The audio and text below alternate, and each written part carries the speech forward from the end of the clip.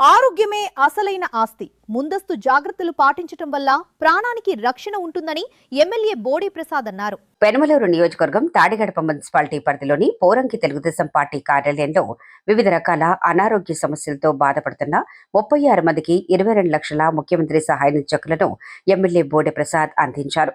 బాధితుల ఆరోగ్య పరిస్థితిని స్వయంగా తెలుసుకుని చెక్కులను పంపిణీ చేశారు. ఈ సందర్భంగా ఎమ్మెల్యే గారు మాట్లాడుతూ, డబ్బు సంపాదించడం ఎంత ముఖ్యమో ఆరోగ్యాన్ని కాపాడుకోవటం అంతకంటే ముఖ్యమని ప్రతి ఒక్కరూ గుర్తించాలి. అనారోగ్యానికి గురి కాకుండా ముందస్తు జాగ్రత్తలు, సరియైన ఆహారపు అలవాట్లు, ఆరోగ్యకరమైన జీవన శైలి తప్పనిసరిగా పాటించాలని సూచించారు.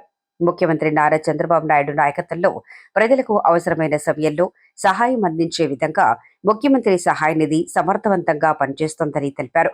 గత ప్రభుత్వంలో సహాయ నిధి చెక్కుల పంపిణీ చాలా అరుదుగా కనిపించేదని, ప్రస్తుతం ప్రజలు పెద్ద సంఖ్యలో సహాయ నిధి ఎల్ఓసీల కోసం కార్యాలయాలకు వస్తుండటం ప్రభుత్వంపై ఉన్న నమ్మకానికి నిదర్శనమని పేర్కొన్నారు.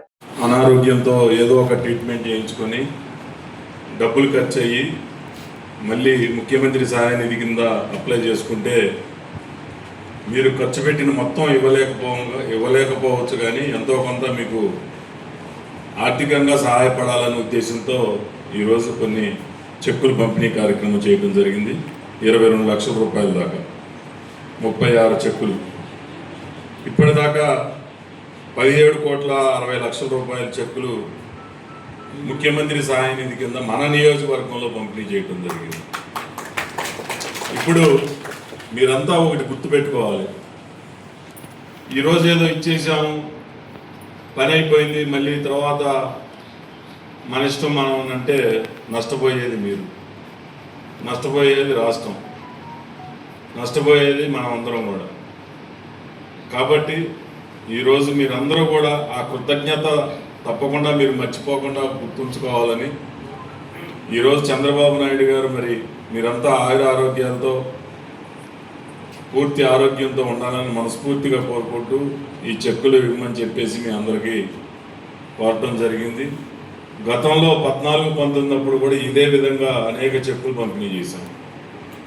కానీ ఎన్నికల సమయం వచ్చేసరికి మరి అందరూ కూడా మరి అనుకోని విధంగా అధికారం కోల్పోవటం, తర్వాత 5 సంవత్సరాల్లో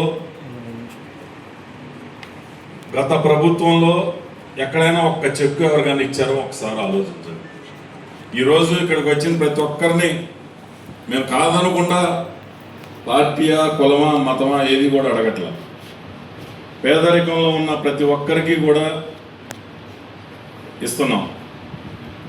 మీరు ఆ కృతజ్ఞత అనేది తప్పకుండా గుర్తుంచుకోవాలని, దీనివల్ల మీరు లబ్ధి పొందిన వాళ్ళు దానికి గుర్తుంచుకుంటే భవిష్యత్తులో మీలాగా ఇబ్బంది పడిన వాళ్ళకు కూడా ఉపయోగపడే విధంగా ఉంటుంది. కాబట్టి తప్పకుండా ఇదే కాదు, అనేక రకాలుగా అభివృద్ధి అవ్వచ్చు. మీరు కళ్ళ ముందు 2 సంవత్సరాల్లో చూశారు, కానూరు, పోరంకి, తాడిగడప, ఊనుకూరు, గోసాల, గంగూరు ఇవన్నీ కూడా చూస్తున్నారు. ఏ విధంగా చేస్తున్నామో చూస్తున్నారు. మరి ఒక పక్క మీకు ఆర్థికంగా సంక్షేమ కార్యక్రమాలు చేసుకుంటూనే మళ్ళీ అభివృద్ధి అనేది కూడా ఎక్కడ ఆగకుండా చేస్తూ ఉన్నాం.